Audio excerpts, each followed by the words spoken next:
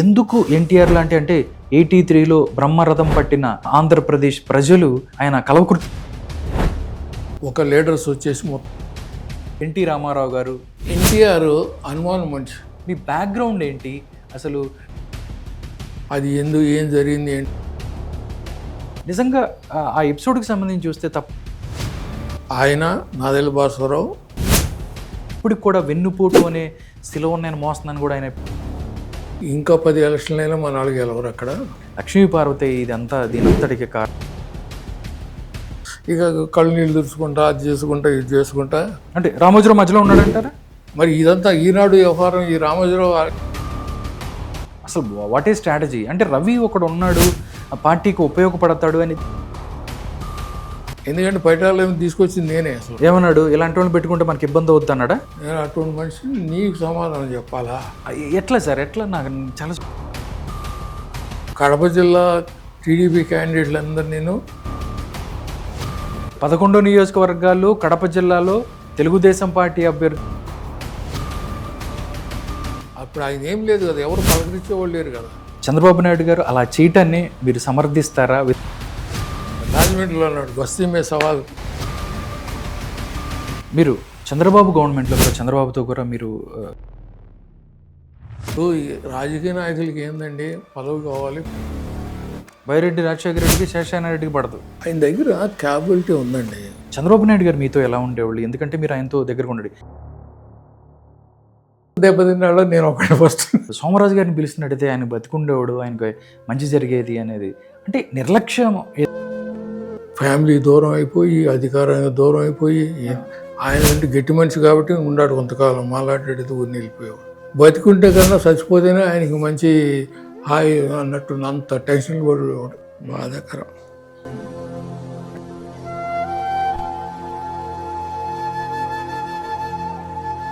అందరికీ నమస్కారం. ప్రతి ప్రభుత్వం యొక్క ముఖ్య ఉద్దేశం బలహీన వర్గాలు ఎవరైతే ఉన్నారో వాళ్ళని ఆర్థికంగా బలోపేతం చేయటం, అదేవిధంగా సామాజికంగా వాళ్ళకి అండగా నిలబడటం. ఒక్కసారి మనం చూసుకున్నట్టయితే కంబైన్డ్ ఆంధ్రప్రదేశ్లో ఎన్టీ రామారావు అవ్వచ్చు, చంద్రబాబు నాయుడు, రాజశేఖర్ రెడ్డి ఇలా చాలామంది ముఖ్యమంత్రులు ఈ యొక్క సెక్షన్స్ మీదే దృష్టి పెట్టి వాళ్ళ యొక్క పరిపాలన చేశారు. ముఖ్యంగా చూస్తే ఎన్టీ రామారావు అంటే ఎవరైతే అన్నగారు అని పిలువబడు ఎన్టీ రామారావు గారు ఎన్నో పథకాలు, అంటే 2 రూపాయలకి కిలో బియ్యం, పక్కా ఇళ్ళు అవ్వచ్చు, ఇలాగా చాలా పథకాలతో పేదల గుండెల్లో ఆయన దేవుడుగా ఉన్నారు. నిజంగా చూస్తే ఇది ఎలా సాధ్యమైంది? ఎన్టీఆర్ అనగానే ఆంధ్రప్రదేశ్ ప్రజలు తమ అన్నగా భావిస్తూ ఆయనకి ఓట్లేసి ముందుకు తీసుకెళ్లారు. అసలు ఎలా జరిగింది? ఎందుకు ఎన్టీఆర్ అంటే అంత అభిమానం? ఈ విషయాలు మనతో మాట్లాడటానికి ఎన్టీ రామారావు గారికి అడ్వైజర్గా పనిచేసిన డాక్టర్ గన్నె వెంకటేశ్వరరావు గారు మనతో ఉన్నారు. సార్తో మాట్లాడదాం, మరిన్ని విషయాలు తెలుసుకుందాం. నమస్కారం వెంకటేశ్వరరావు గారు. సార్, అంటే నిజంగా ఈరోజు మిమ్మల్ని కలవటం చాలా ఆనందంగా ఉంది. ఎందుకంటే ఎన్టీ రామారావు గారు, చంద్రబాబు నాయుడు, అదేవిధంగా పవన్ కళ్యాణ్ లాంటి నాయకులు ఎవరైతే ఉన్నారో వాళ్ళందరికీ కూడా మీరు అడ్వైజర్గా పనిచేశారు. నిజంగా చూస్తే ఒక్కసారి మీ బ్యాక్గ్రౌండ్ ఏంటి, అసలు మీరేం చదివారు, ఇలాంటి నాయకులతో మీరు కలిసి పనిచేసిన అదృష్టం మీకు దక్కింది, ఏం చెప్తారు సార్? యాక్చువల్గా మాది విలేజ్ బ్యాక్గ్రౌండ్. నా క్వాలిఫికేషన్ ఎంకామ్ పిహెచ్డి. నేను కాలేజీ హైదరాబాద్లో ఏవి కాలేజీలో లెక్చరర్గా పనిచేస్తాను. ఓకే. ఎన్టీఆర్తో పరిచయం అనేది నా 1983తో నాది పిహెచ్డి అయింది. అది కూడా weaker sections, how to economically develop weaker sections కానివ్వండి, సామాజిక పరంగా చేయాలనే టాపిక్ మీదే నేను పిహెచ్డి చేశాను. ఓకే. అప్పుడు ఎన్టీ రామారావు చీఫ్ మినిస్టర్ అయ్యాడు అప్పుడే జస్ట్. అందువల్ల న్యాచురల్గా ఆయన ఐడియాలజీ కానీ లేకపోతే ఆయన వే ఆఫ్ డూయింగ్ థింగ్స్ కానీ ఎంతవరకు అయితే నేను వీకర్ సెషన్ చేయగలను అనే దాని మీద ఆయన బేస్ అవుతాడు. కాబట్టి నేను ఆ విషయంలో ఆయనతో ఒకసారి వెళ్ళి కలిశాను. కలిసి పరిచయం ఎలా జరిగింది? ఎవరు తీసుకెళ్లారు? పరిచయం వాళ్ళ పెద్దబ్బాయి జయకృష్ణ తీసుకెళ్ళాడు. ఓకే. జయకృష్ణ మా ఫ్రెండ్ ద్వారా జయకృష్ణ దగ్గరికి వెళ్తే జయకృష్ణ తీసుకెళ్ళాడు. అప్పుడు 10 నిమిషాలు పావు గంట మాకు టైం ఇస్తానన్నాడు ఆయన. అది 1 గంట దాకా నడిచినప్పుడు. అంటే నేనేం చేశానంటే ఏ స్టేట్లో ఏ ప్రోగ్రామ్స్ చేస్తున్నారు ఇప్పుడు ఫర్ ఎగ్జాంపుల్ తమిళనాడులో 2 రూపీ కేజీ, మ్మ్. అప్పుడు మహారాష్ట్రలో ఫుడ్ ఫర్ వర్క్, మ్మ్. ఇవన్నీ కూడా చాలా నోటెడ్ ప్రోగ్రామ్స్, స్కీమ్స్. మ్మ్. అలా వేరియస్ స్టేట్స్లో ఏ ప్రోగ్రామ్స్ నడుస్తాయి ఫర్ ది వీకర్ సెక్షన్ కోసం. Economic development of weaker sections especially. మ్మ్.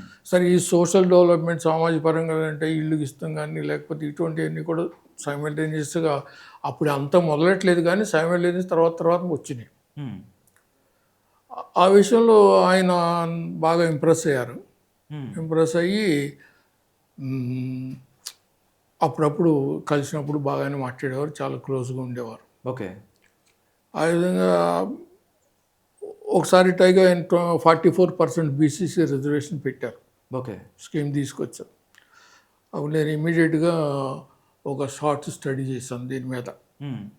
అప్పుడు అక్కడి నుంచి మీరు ఆయనతో కలిసి పనిచేయడం ప్రారంభించారు. పని అంటే ఆ మీటింగ్ తర్వాత కలిసి ఏం పని చేయలేదు, ఆఫ్ అండ్ ఆన్ వెళ్ళేవాడిని. ఆయన దగ్గరికి వెళ్ళి కలిసి కూర్చొని మాట్లాడాం.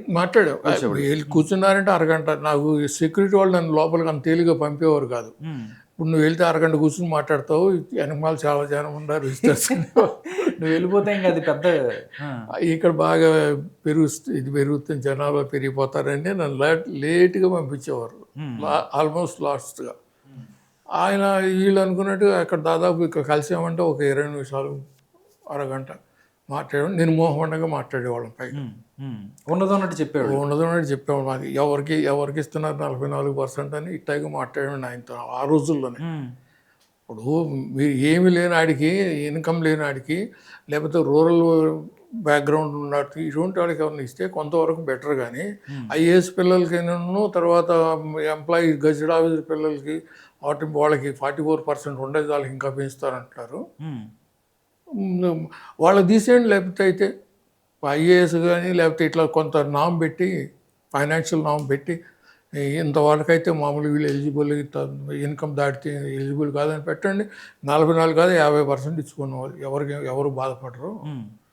ఇది ఇచ్చేసి అన్నీ కూడా పోస్టులన్నీ కూడా ఎంప్లాయ్మెంట్ అంతా కూడా ఈ ఐఏఎస్ ఐపీఎస్ వీళ్ళ పిల్లలు పోతాయని, ఇటు గజెట్ ఆఫీసర్స్ వాళ్ళు పోతాయని, ప్రొఫెషనల్ డాక్టర్స్ కానీ ఇంజనీర్స్ అట్ట పోతాయని. కానీ మారుమూల గ్రామాల్లో ఉండి వ్యవసాయ కూలీలుగా బతి కానీ లేకపోతే ఏదో కుమ్మరుగా ఇటువంటి చిన్న చిన్న పనులు చేసుకునే వాళ్ళకి ఏం ఉపయోగం లేదు అని ఇలా గట్టిగా మాట్లాడేవాడిని. చేసి ఆయనకి ఆ రిజల్ట్ చూపించేవారు. ఓకే. దానికి సంబంధించిన డాక్యుమెంట్స్ మీరు చూపించేవాళ్ళు, డేటా నేను కలెక్ట్ చేసిన డేటా ఇచ్చేవాడు, చూసుకో. ఆయన ఏం మాట్లాడేవాడు కదా ఇక. అంటే కొంచెం నమ్మేవాడు. ఓకే, నువ్వు చెప్పింది కరెక్టేనండి. సరే, అంటే మనం డేటాతో వెళ్తున్నాం కాబట్టి ఇప్పుడు ఊరిని ఒట్టిగా ముఖస్థుతి కోసం ఎదురుకుండా మాట్లాడటం అనేది లేదు కదా. ఉన్నదంతా ఫ్యాక్ట్ విత్ డేటా. ఇప్పుడు ఇచ్చేదేమో పేపర్, రిజల్ట్ ఒకటే పేపరు, డేటా అనేది ఇంత బండిల్ ఉంటుంది, ఆ బండిల్ కూడా ఇచ్చేసేవాడు. ఓకే. అప్పటికి నమ్మకం ఏం చేసేవాడు, నమ్మేవాడు. అలాగే మామూలుగా నా గవర్నమెంట్ బ్రహ్మాండంగా పనిచేస్తుంది, అది ఇది పనిచేస్తుందని మీరు చెప్తారు, ఇక్కడ పనిచేసేది చూస్తా అంటే ఏమీ లేదు. ఆ గ్రీవెన్సెస్ కంప్లైంట్స్ పెట్టారు కదా వేరియస్ డిపార్ట్మెంట్ సంబంధించింది, అది చూస్తే మామూలుగా మీ ఇదిగోని రిజల్ట్, అందులో ఏం లేదు, పని చేస్తూ అని ఏం జరగట్లేదు, ఉండట్టే ఉంటుంది, చాలా తక్కువ పని జరుగుతుందని చెప్పేవాడు. చెప్తే ఆయన్ని చూసేవాడు, నా మీద మంచి అభిప్రాయం కలిగేది. ఓకే. ఇలా మామూలుగా అయిన తర్వాత సరే అధికారం పోయింది. అధికారం పోయినప్పుడు కూడా నేను ఆయన కాన్స్టిట్యున్సీకి దానిలో ఇన్ఛార్జ్గా ఉండేవాడిని. ఓకే.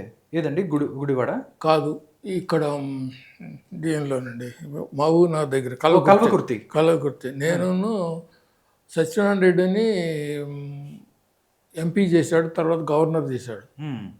ఎదురుండేవాడు, చూసేవాడు, అంటే బయట కనపడకుండా. ఓకే. లోపల ఇన్ఫర్మేషన్ ఎట్లా జరుగుతుంది ఏందనేది. సార్, ఎందుకంటే ఎన్టీఆర్ అనే ఒక స్టార్ట్ వాట్ లీడర్ సార్. ఆయన అంటే కల్వకుర్తి లాంటి ప్లేస్లో ఎన్టీఆర్ ఓడిపోయిన పరిస్థితి ఉంది.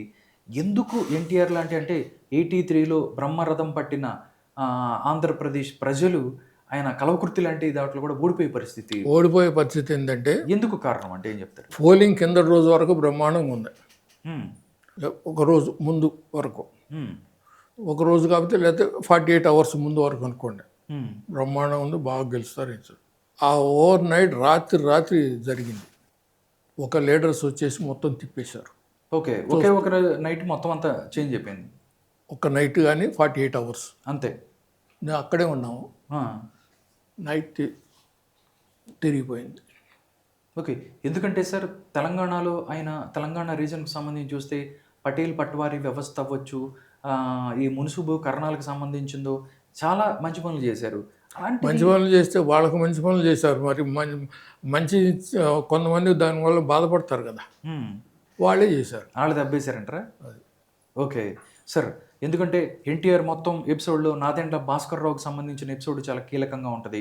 ఈ నాదెండ్ల భాస్కర్ రావు గారు చనిపోయారు.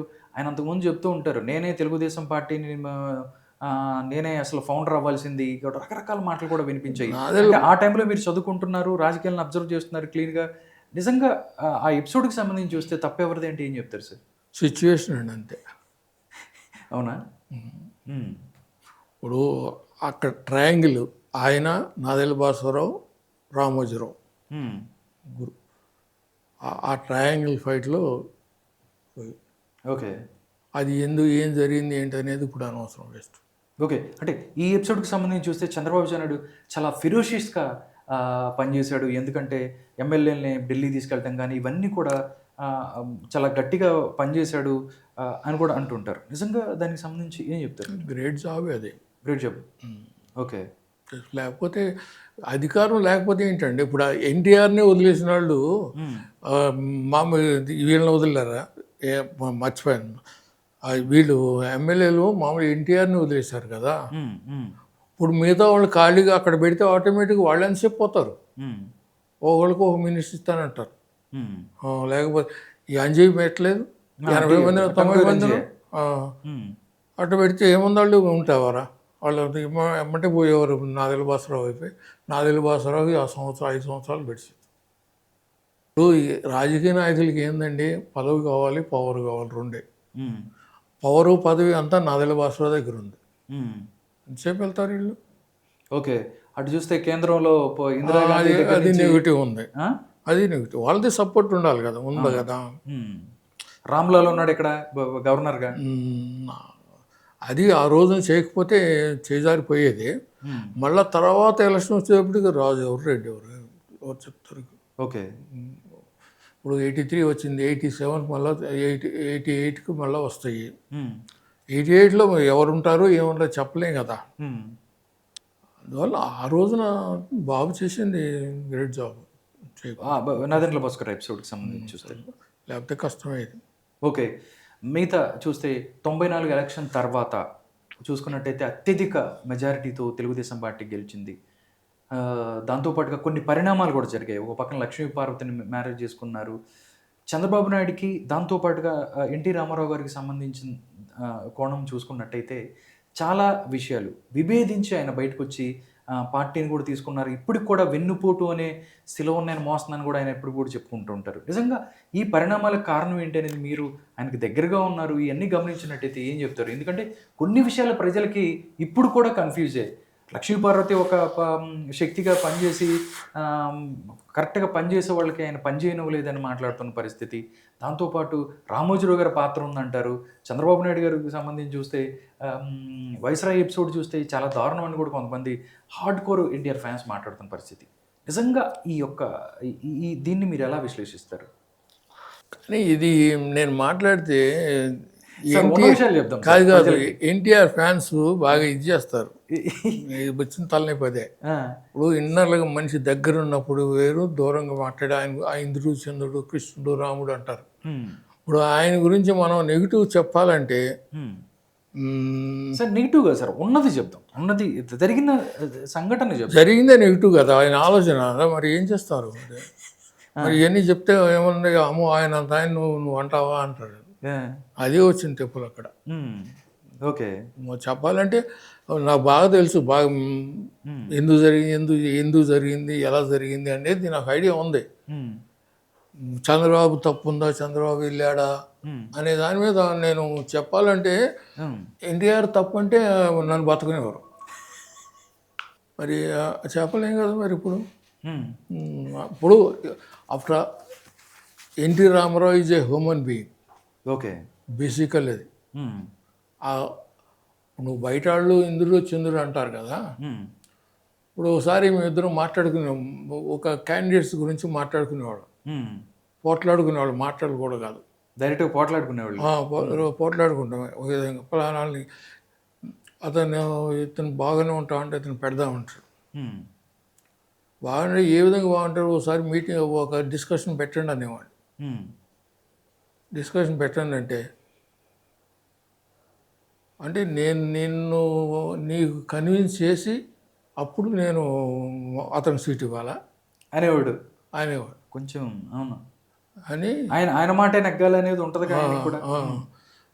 నేను మద్రాసులో ఉన్నప్పుడు తెల్లారట 3-4 గంటలకల్లా జనాలు తండాలకు వచ్చి నన్ను మొక్కి అలాగే సీటు చూపించకుండా వెనక్కి వెళ్ళేవారు.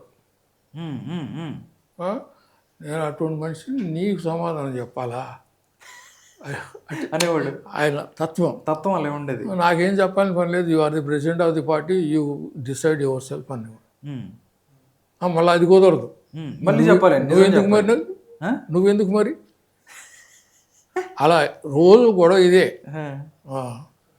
ఓకే, ఇలా అంటే ఏదైనా ఇన్ని ఎందుకు ఒప్పుకున్నా, నేను అట్లా మాట్లాడితే ఎందుకు ఒప్పుకున్నాడంటే, ఒకసారి నేను ఆయన దగ్గరికి, అంటే పొలిటికల్గా ఆయన దగ్గరికి వెళ్ళినప్పుడు హిమాయత్నగర్లో ఉన్నాడు. హిమాయత్నగర్లో ఉంటే నువ్వు క్యాజువల్గా చూద్దామని, నమస్కారం పెడదామని వెళ్ళాం. అయిన తర్వాత చూశాడు, కూర్చో అన్నాడు. కూర్చోంటే మరి నాకు పార్టీని నేను నడపాలని అనుకుంటున్నాను అన్నాడు. ఇలా ఆలోచిస్తా, పార్టీని నేను నడపాలనుకుంటున్నాను.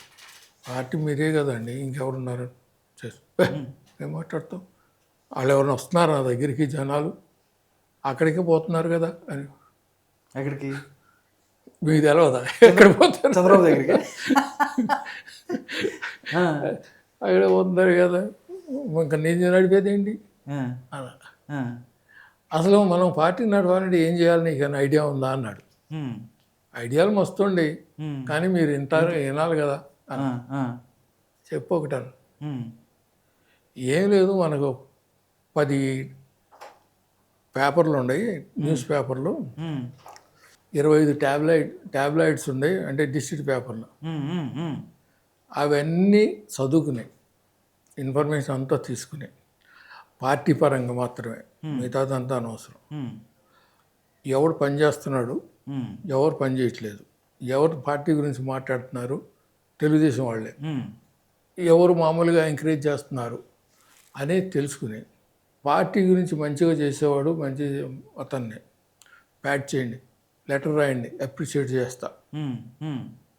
నెగిటివ్ మాట్లాడంటే ఏదో మాట్లాడతాడు, నూరుకొచ్చాడు మాట్లాడిన వాడి మీద నువ్వు పార్టీ సంజాసి అడగండి, పార్టీకి మీ దగ్గర కలిగి సంజాసి ఇమ్మనండి అని.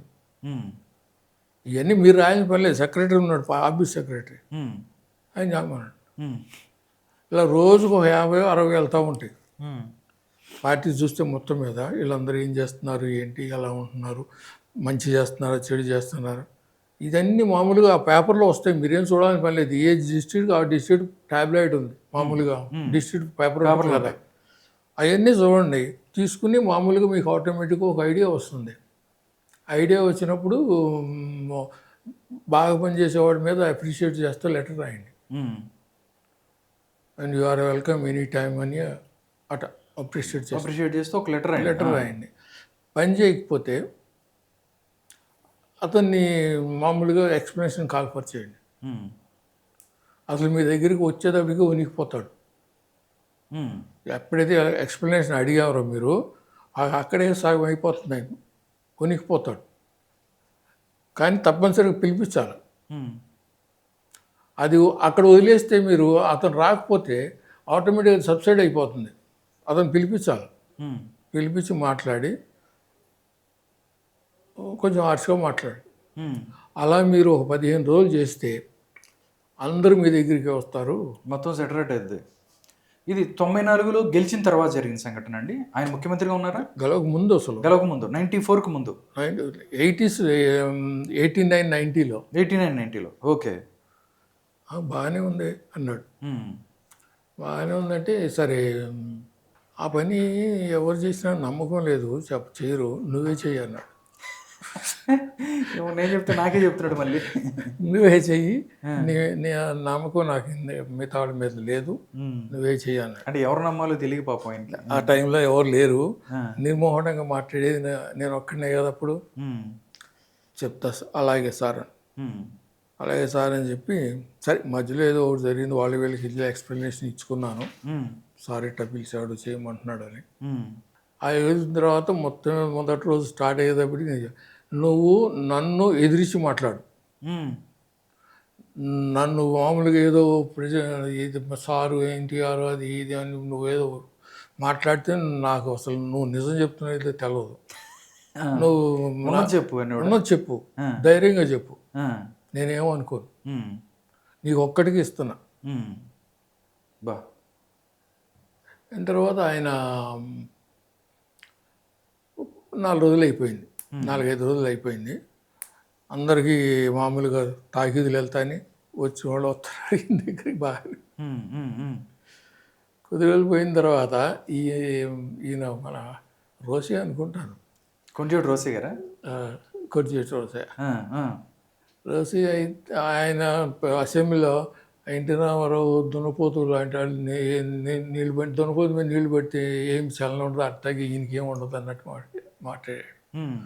అది ఆంధ్రజ్యోతితో రాశాడు డైరెక్ట్గా. అది నేను చదివేసి ఆయన ముందే. సరే ఇట్లా అంటున్నాడు రోసి అని. అట్ట ఇట్ట ఏం కాదు, ఇలాగే అది చదివేశాను. ఆయన ఉలికిపడ్డాడు. అయితే ఏంది అన్నాడు. ఇప్పుడు బయట రాస్తే పెద్ద ప్రాబ్లం ఎవరు పట్టేది కాదు, ఆయన ఎదురుగుండా నేను చదివేటప్పటికి కొంత ఉలికిపడ్డాడు. ఏంటి అసలు అట్ట అది రాస్తే మాత్రం అట్లా చదువుతాడు నా ఎదురుగుండా అన్నట్టు. ఆయన అన్నట్టే కదా ఒక విధంగా. అవును, ఇండైరెక్ట్గా అప్పటికి చూశాడు నా ఇంకా రాశాడు, నేను చదివాను సార్ అని. ఇప్పుడు నాకు అక్కడ ఏంటంటే నాకు ఉద్యోగం ఉంది, ఆమె లెక్చరర్. ఇప్పుడు ఈయన నాకు ఏదో ఇది పెడతాడు అది ఇస్తాడు నేను ఎప్పుడు అనుకునేవాడిని కాదు. ఒక పని ఉంది మామూలుగా డేరింగ్గా మనం తీసుకోవాలి అంతేగాని మళ్ళీ ఇంటి ఇది అంటే ఇవన్నీ చాలామంది అంటారు అన్నాడు, ఆయనే అన్నాడు. అవును. అయితే ఆ రోజు నుంచి నా మీద ఇంకా కాన్ఫిడెన్స్ పెరిగిపోయింది. ఏదన్నా కానీ నిర్మోహంగా మాట్లాడతాడు అని. అంత ధైర్యం ఎవరు చేస్తారండి, ఎవరిని చేస్తారు ఆయన ముందు. అవును. అదప్పటికి అప్పటి నుంచి ఇక పార్టీ చూడమన్నాడు. ఈ పార్టీ నేను అప్పుడు నా దగ్గర 2 రీసెర్చ్ స్కాలర్స్ ఉంటారు, నేను PhD హోల్డర్ని కాబట్టి నేను ఎంపీలు చదువుతున్నారు నా దగ్గర. ఓకే. మరి పక్కన నమ్మకం ఏం చేసిన వాళ్ళిద్దరిని పెట్టుకుని నాకు తెలిసిన అతను క్లోజ్ ఫ్రెండ్ తీసుకుని మొత్తం 294 కాన్స్టిట్యున్సీలు సర్వే చేయించా, ఇంక్లూడ్ మైసెల్ఫ్. నేను కూడా వాళ్ళతో కలిసి ఇన్ని కాలేజీ అనేది ఎప్పుడో మానేసినట్టు అట్లా చేసాం, చాలా లీవులు పెట్టి అంతా చేసి. నేను తీసుకున్న ఇన్ఫర్మేషన్ అది ఎక్కడ కూడా నువ్వు టీడీపీకి ఓటేస్తావా లేదా అనేది ఎక్కడ అడగలేదు. తర్వాత 94 ఎలక్షన్ ముందు జరిగింది ముందు, అంతే కదా? అంతే మరి. తర్వాత ఎక్కడ కూడా మామూలుగా కాంగ్రెస్ని తోలనాడతాం కానీ, కాంగ్రెస్ గురించి లేగ్గా మాట్లాడతాం కానీ ఎక్కడ చేయలేదు. I'm a research scholar, I want to study this one. Ground లెవెల్లో ఏం జరుగుతుందో తెలుసుకోవాలి, ఓన్లీ గ్రౌండ్ లెవెల్కి వెళ్ళాలి. ఇంకా దీని లోపల ఇంకా చాలా మంది లేండి, అది మనం చెప్తే అందరూ పడతారు. ఇంకా నా షెడ్యూల్ అనేది ఇంకా కొంచెం డౌన్కి వెళ్ళేది, డీప్గా వెళ్ళేవాళ్ళు. మొత్తం కాంగ్రెస్ది, తర్వాత బీజేపీది అందరికీ తీసుకునేవాడిని. ఏ పార్టీకి? ఇది ఒక్కటికే కాకుండా మిగతా పార్టీల పరిస్థితి కూడా ఎలా ఉంది? మిగతా పార్టీల మీద ఎక్కువ కాన్సన్ట్రేట్ చేసేవాడిని. అలా చేసిన తర్వాత ఆ ఇన్ఫర్మేషన్ అంతా నా దగ్గరికి వచ్చింది. అప్పుడు క్యాండిడేట్ సెలక్షన్స్. ఓకే. సెలక్షన్ చేస్తే అంటే అప్పుడు ఎవరు కావాలి ఏంటని. ఇప్పుడు చిన్న ఎగ్జాంపుల్ చెప్తాను.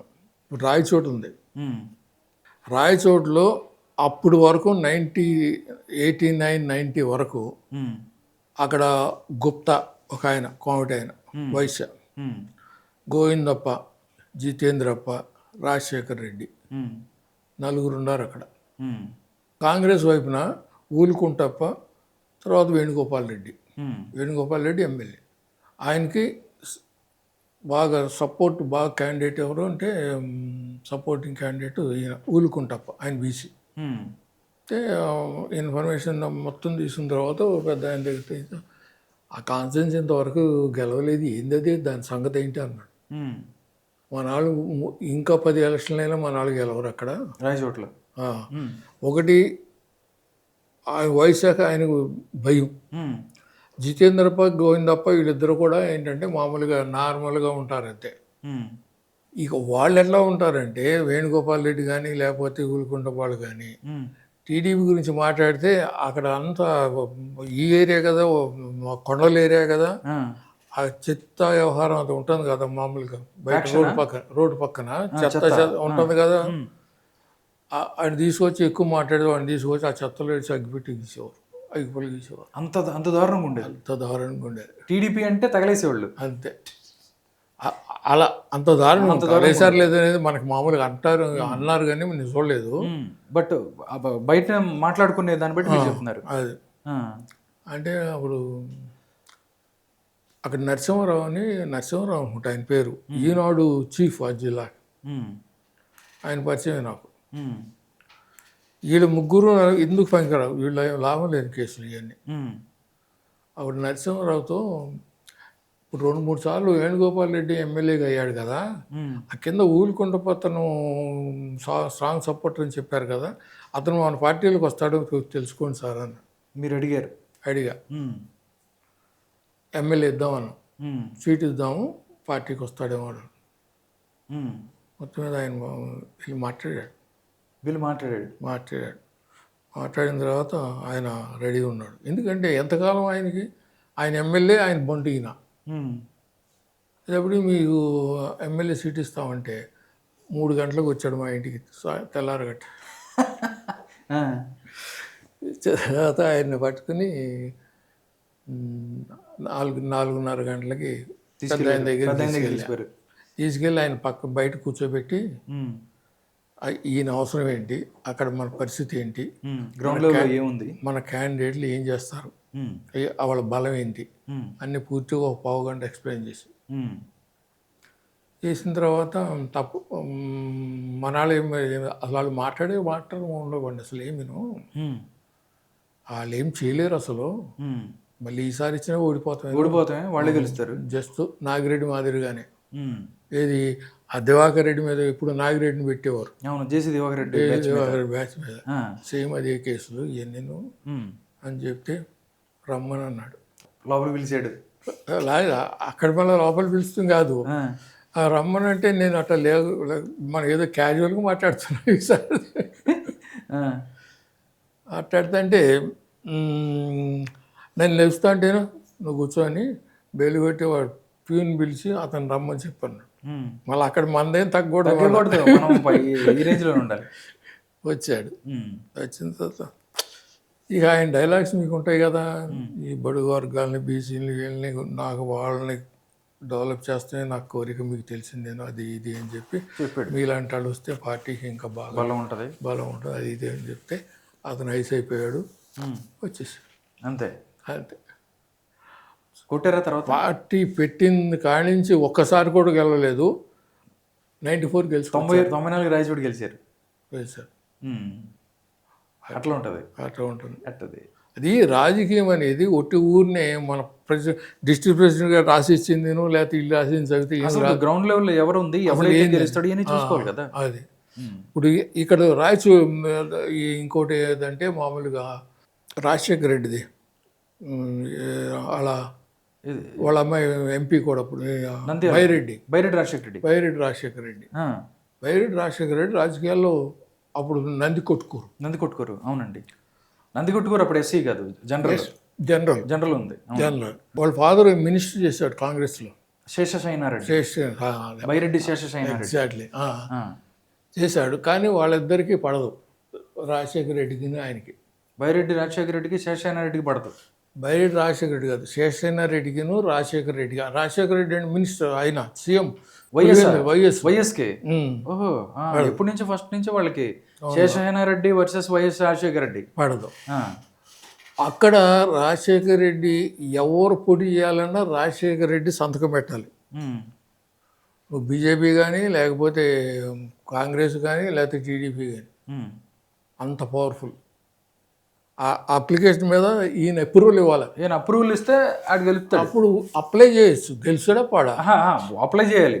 నామినేషన్ ఫైల్ చేస్తాడు. నేను ఓకే చేస్తున్నా. సరే చేసుకో అన్నట్టు. ఉమ్, అటువంటి మనిషి, అంత పవర్ ఉంది. ఉమ్, అప్పుడు నేను చెప్పాను, ఆయన అక్కడెందుకు మామూలుగాను, ఆయనకి ఎమ్మెల్యేనా ఎవరు ఎమ్మెల్యే ఇచ్చినా మంత్రి, ఎందుకంటే అగ్నిస్ట్ రాజశేఖర రెడ్డి. ఉమ్, మా పార్టీలో రమ్మని చెప్పాను. ఎవరిదో తెలిసిన వాళ్ళ ద్వారా మీడియేటర్ ఎవరు ఉంటారో వాళ్ళతో చెప్పాను, సార్ వస్తాడేమో చూడని. బైరెడ్డి రాజశేఖర రెడ్డి. రాజశేఖర రెడ్డి. ఉమ్, ఎందుకంటే బైరెడ్డి రాజశేఖర రెడ్డి ఎమ్మెల్యే అవ్వచ్చు కానీ అంత ఫేమ్ ఉండదు. ఇక మామూలు నార్మల్గా ఎమ్మెల్యే అయిన ఒకడు అంతే. ఉమ్, అదే టీడీపీలో ఉంటే ఇంపార్టెన్స్ ఉంటుంది. ఉమ్. ఇప్పుడు మాట్లాడితే ఆయన వచ్చాడు. వచ్చాడండి. ఉమ్, అక్కడేముంది, మోహన్ రెడ్డి అని ఇద్దరు ఉన్నారు. ఇద్దరు మోహన్ రెడ్డిలే. ఉమ్, ఒక అతను లాయర్, ఇంకొక ఆయన ఏమో వైన్ షాప్ ఓనర్. వాళ్ళిద్దరు ఏమి లేదు, అయితే కోర్టు పోతాడు ఎక్కడో లాయర్ అయితే, ఈయనేమో వ్యాపారం చూసుకుంటాడు. ఉమ్. దానిలో దిక్కు దివాణం లేదు అసలు. అసలు టీడీపీ అంటేనేమో కొడతారు అక్కడ. టీడీపీ అంటేనే కొడతారు ఆ ఏరియాలో. నంది కొట్టుకూరు ఆ ఏరియా చుట్టుపక్కల. అటువంటి అంటే ఇవన్నీ ఏంటంటే బేస్, అన్ని బేస్ కాంగ్రెస్ కంచుకోవట్లేదు సార్. ఇవన్నీ పులివెందులు అవ్వచ్చు, మిగతా అవన్నీ కూడా వాళ్ళు కాంగ్రెస్ పార్టీ రాయలసీమ అంటే కొంచెం స్ట్రాంగ్ పార్టీ. పైగా రెడ్డిస్ అంటే డామినేషన్ ఎక్కువ ఉంటది. కాంగ్రెస్ వాళ్ళు బలంగా ఉంటారు. అంటే టీడీపీ వచ్చిన అంటే ఎంతో కొంత సక్సెస్ అయిందని చెప్పొచ్చు. మనకు అక్కడ ఏంటంటే ఆ శేషసేన రెడ్డికి రాజశేఖర రెడ్డికి పడదు కాబట్టి, అంటే వైఎస్ఆర్కి పడదు కాబట్టి ఈయన మన దగ్గర తీసుకొచ్చుకున్నాం. మరి ఆ విషయం తెలుసుకోవాలి అక్కడ. అసలు ఏం జరుగుతుంది గ్రౌండ్ లో తెలుసుకోవాలి కదా. ఈయన మా పలాయన తీసుకురావాలంటే ఎందుకు వస్తాడు, రాడు కదా. నువ్వు టీడీపీకి వస్తావంటే వస్తావు, ఎందుకు వస్తాడు. అసలు ఇంకో విషయం మీరు అసలు ఆశ్చర్యపోతారు. కడప జిల్లా టీడీపీ క్యాండిడేట్లందరూ నేను రాజశేఖర రెడ్డి సెలెక్ట్ చేశాడు. ఇది మాత్రం సంచలనం అండి. 94కి సంబంధించా? 94 90 రాజశేఖర రెడ్డి. ఇవన్నీ నేనే చేశాను. అవన్నీ ఎట్లా సార్, ఎట్లా? నాకు చాలా షాకింగ్గా ఉంది ఇది. అదే ఎవరు? బైరెడ్డి రాజశేఖర రెడ్డి వైఎస్ఆర్. ఇది ఎట్లా సార్? అయితే ఇప్పుడు మాకు దానిలో కడపలో ఆ టైంలో ఇప్పుడు తులసిరెడ్డి అంతకుముందే వచ్చారు వీళ్ళు. తులసిరెడ్డి తర్వాత వచ్చాడు. తులసిరెడ్డి అక్కడేం లేదు, ఓ మంచివాడు. మంచి క్యాండిడేట్ కాదు, మంచివాడు అంతే. అంతే. ఆయన క్యాండిడేట్ మంచివాడు అనేది ఏం కాదు. తులసిరెడ్డి మంచివాడు, మంచి బాలుడు. కాన్స్టిట్యున్సీలు 11 ఉన్నాయి. అది బలమైన పార్టీ, బలమైన కాన్స్టిట్యున్సీస్ అన్నీ కూడా కాంగ్రెస్కి. అందులో ఎవరున్నారు? మైసూరారెడ్డి. ఎంవి మైసూరారెడ్డి మినిస్టర్ చేశాడు. మంచి వక్త, చాలా బాగా ఇది చేస్తాడు. రాజగోపాల్ రెడ్డి ఆయన మినిస్టరే. శివారెడ్డి మా మనిషి, అప్పుడు చచ్చిపోయాడు. అప్పటికి చచ్చిపోయా? 94 ముందు. ఓకే, 94 ముందుగా కాదు, ఆయన 89 ఆ టైం. ఓకే, 90లో అట్లా చచ్చిపోయాడు. అయితే తర్వాత శివానంద రెడ్డి ఆయన చేసినప్పుడల్లా గెలుస్తాడు. అసలు కడప అంటే ఆయన సొంతదే, గోల్డ్ రాకూడదు. మాండ్ర శివానంద రెడ్డి ఎవరు? సరేనా, కడప ఎమ్మెల్యేగా శివానంద రెడ్డి మంచి. ఓకే. తర్వాత ఈయన డాక్టర్ రమణారెడ్డి ఉండేవారు మామూలుగా. వాటికి అందరూ బాగా మంచి ఫైనాన్షియల్ కానీ లేకపోతే పొలిటికల్ చాలా స్ట్రాంగ్. మా వాళ్ళు ఏమో అసలు అంతా ఏం కనపడతలా. ఫైనాన్షియల్ కనపడతలేదు, పొలిటికల్గా కూడా లేదు. కొంచెం ఇది మాత్రం శివయ్య, మీరు ఆయన అన్నారు, ఆయన పేరేంటి? శేషసాయిన రెడ్డి కాదండి, కడప ఆయన చచ్చిపోయినట్టు చెప్పాడు. బాంబుల శివారెడ్డి కప్పట్రాళ్ళ. ఆయన మాత్రం ఆయన కాన్స్టిట్యున్సీ వరకు కొంచెం బెటర్. అప్పుడు వాళ్ళు టీడీపీ కోసం వాళ్ళు చాలా చేశారు సార్, ప్రాణాలు చేసే బ్యాచ్ సార్ అది.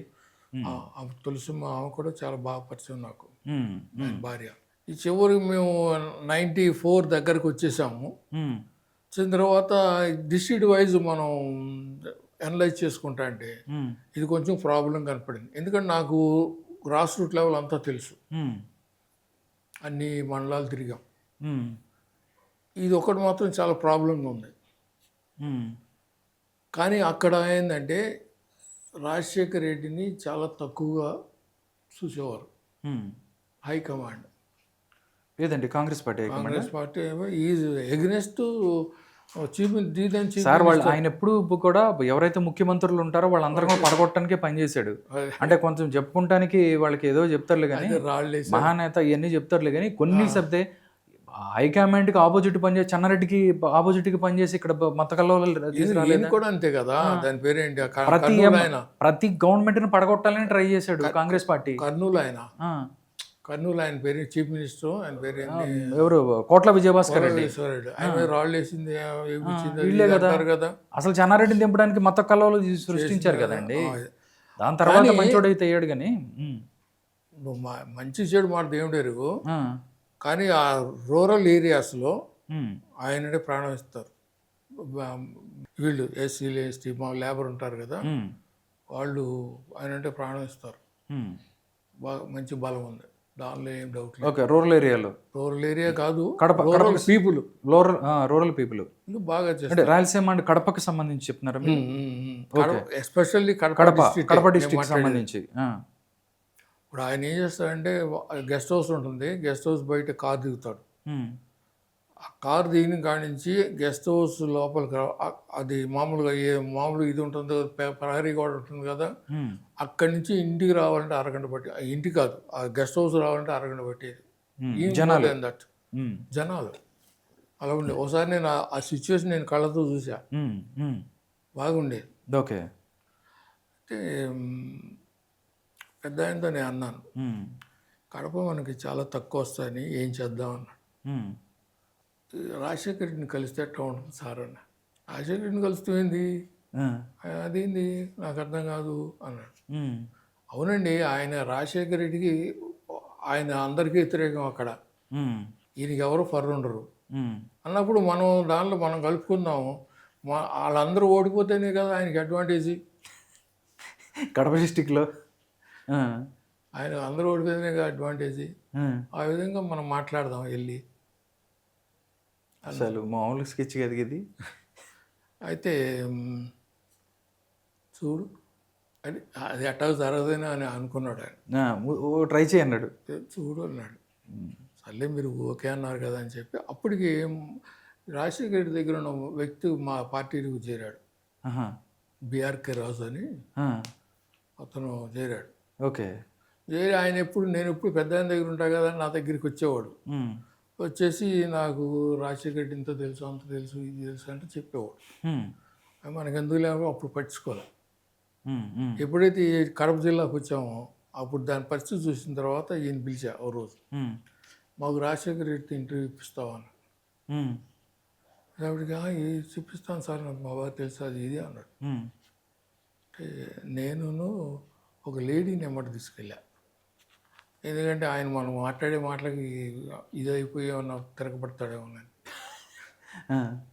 అయితే వెళ్తే కానీ చంద్రబాబు గారికి క్లోజ్ అని చెప్తారు కదా ఆయన. రాజశేఖర రెడ్డి గారు చాలా సినిమాలు వచ్చాయి, ఇద్దరు ఒకే పార్టీ నుంచి వచ్చారు. ఆయన కాపాడుకోవాలిగా ముందు. రాజశేఖర రెడ్డి ఆయన స్కిన్ ఆయన కాపాడుకోవాలి కదా. అప్పుడు ఆయన ఏం లేదు కదా, ఎవరు పలకరించేవాళ్ళు లేరు కదా. అవునా? ఓకే. పైన హైకమాండ్ కానీ ఇక్కడ కానీ ఎవరు పలకరించరు. వీళ్ళు వెళ్ళేలాగా చెప్పేవాళ్ళు ఎట్లా ఎట్లా చేస్తున్నాడు రాజశేఖర రెడ్డి అని చెప్పావు. చీఫ్ మినిస్టర్ వ్యతిరేకమైతే ఇంకా చీఫ్ మినిస్టర్ ఉంచుకుని మిగతా వాళ్ళు చూస్తారు. రైట్. ఓకే. అయితే వెళ్ళాం. వెళితే సరే కూర్చోమన్నాడు. నేను ఒక లేడీ బిఆర్కే రాజు, ఇతను ఆయన పులివెందులు వెళ్ళారండి. ఇంటికి వెళ్ళారా? హైదరాబాద్ కాదు, హైదరాబాద్ ఇల్లు ఉంది కదా ఇక్కడే. అవును, బంజారాహిల్స్లో. అవును. కూర్చున్న తర్వాత ఏంటి వచ్చారు అన్నాడు. మీరు తెలుసా పెద్ద ఆయన దగ్గర ఉంటారని ఆయనకి? ఈయన చెప్పుంటాడు కదా బిఆర్కే. చెప్పుంటాడు. ఏంటి వచ్చారు అన్నాడు.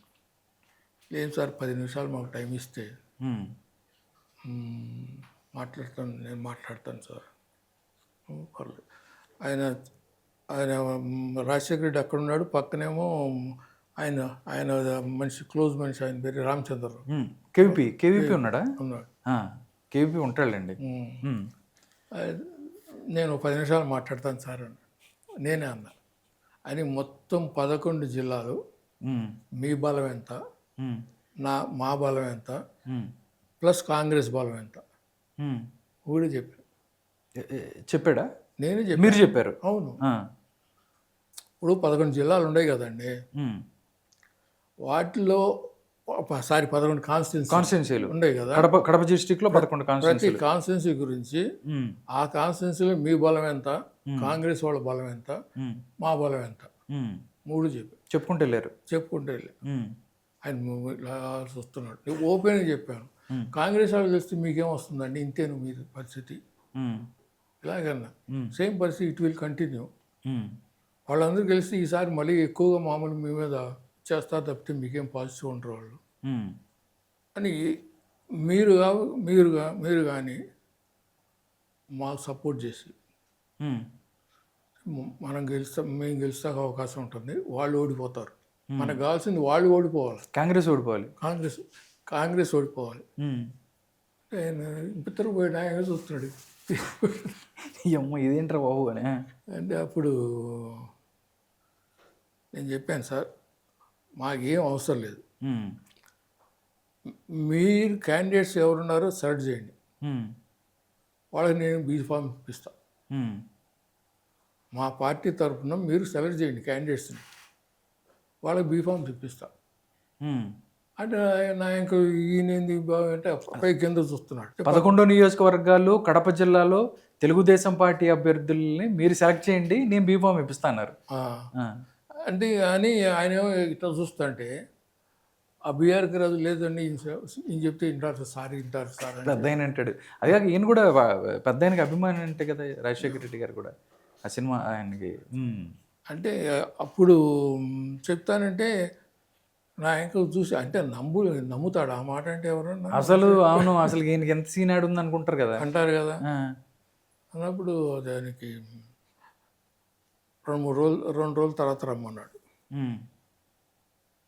ఇక తర్వాత ఈ సొల్లు గొల్లు ఏం మాట్లాడాలి, ఆయనది ఏం మాట్లాడే పని లేదు. ఇక పొలిటికల్ మాట్లాడుతాం అంతే. ఇది సార్ మీరు చేస్తే ఇలా అనుకుంటున్నాము, మీరు చేయగలుగుతారా, మీరు చేస్తే మీకే మంచిది. ఇది కూడా అన్నాం. ఆయన ఎందుకు చేస్తాడు, మాకేమన్నా చుట్టమో పక్కమో, మా పార్టీ కాదా, అవును, ఇది మీకే మంచిది అని చెప్పి తర్వాత 2 రోజుల తర్వాత నేనే మీరు రండి అన్నాడు. అప్పుడు కూడా అంటే వీళ్ళందరూ ఎందుకు అన్నట్టు ఏదో అన్నారు. మధ్యలో వీళ్ళందరూ చేస్తే మళ్ళీ రాజశేఖర రెడ్డి ఇది చేస్తున్నాడు అనవసరం. అయితే 2 రోజుల తర్వాత వెళ్ళాను. వెళ్ళేటప్పటికల్లా మంచిగా ఆహ్వానిస్తున్నారు, బాగా వెల్కమ్ చేస్తున్నారు. వెల్కమ్ చేసి ఆ తెల్ల జుట్టు ఆయన ఉన్నాడు కదా, తెల్ల జుట్టు ఆయన సూర్యుడు పక్కన ఉంటాడు. ఆయన నన్ను ఎమ్మడి పెట్టి తీసుకెళ్ళి మరి సార్ దగ్గర కూర్చోబెట్టాడు. ఆయనతో పాటు మామూలుగా అప్పుడు ఏదో క్యాండిడేట్ ఇవన్నీ వీళ్ళు ఉన్నారు, కార్యకర్తలు వాళ్ళు ఉన్నారు అనుకుంటాను. నన్ను 5 నిమిషాలు పక్క రూమ్లో కూర్చోండి అన్నాడు. కూర్చోమని ఈయన తీసుకెళ్ళి చెప్పాడు, ఈయన తీసుకెళ్ళి అక్కడ కూర్చోబెట్టి అన్నాడు. నేను అక్కడ కూర్చున్న తర్వాత కాఫీ పంపించారు. కాఫీ తాగేటప్పటికి ఆయన వచ్చాడు. ఆయన వచ్చి చేతులు చిన్న చీటీ ఇచ్చాడు, లిస్ట్. అందులో ఏంటంటే నాకు వరదరాజు రెడ్డి సీటు కావాలని, పొద్దుటూరు వరదరాజు రెడ్డి కావాలన్నాడు. సార్ తీసుకోండి సార్. ఆయనకి కావాలన్నాడు, ఆయన క్యాండిడేట్కి అని ఇంకేమైనా 1 or 2 క్యాండిడేట్ సీట్స్ కావాలంటే తీసుకొని మీ వాళ్ళని పెట్టుకొని కూడా అన్నా. లేదు విజయవాడ అదొకటి చాలు నాకు, మిగతాదంతా లేదు నాదేనా, ఆయనదే కదా, మేమేం చేసాం దానికి మీరేం కదిపేసాం, మిగతా 10 ఇవ్వాలి. కావాలంటే ఇంకేమన్నా ఇంకోటి తీసుకోండి పర్లేదు సార్, నేను కన్విన్స్ చేస్తాను సార్ అన్నాడు. లేదు తీసుకోవాలన్నాడు. తీసుకెళ్ళాను, ఆయనకి ఇచ్చాను. ఆయనకి ఇచ్చిన తర్వాత అందరికీ బీఫామ్స్ ఇచ్చేవారు. మొత్తం 94 ఎలక్షన్ మొత్తం బీఫామ్స్ ఇచ్చాడు వీళ్ళకి ఎవరైతే ఆయన చెప్పాడు కడప జిల్లాలో వాళ్ళకి. ఈ మామూలుగా ఫస్ట్ టైం మేము ముస్లిం పెట్టింది అప్పుడు ఇది కడప సీట్కి అగెనిస్ట్ శివానందరెడ్డి భాష అని పెట్టాం. ఓకే. తర్వాత ఈయన మైసూరు రెడ్డి మీద ఒక రఫ్ మనిషిని పెట్టాడు. ఆయన శివారెడ్డి, ఆయన పేరు కూడా శివారెడ్డి.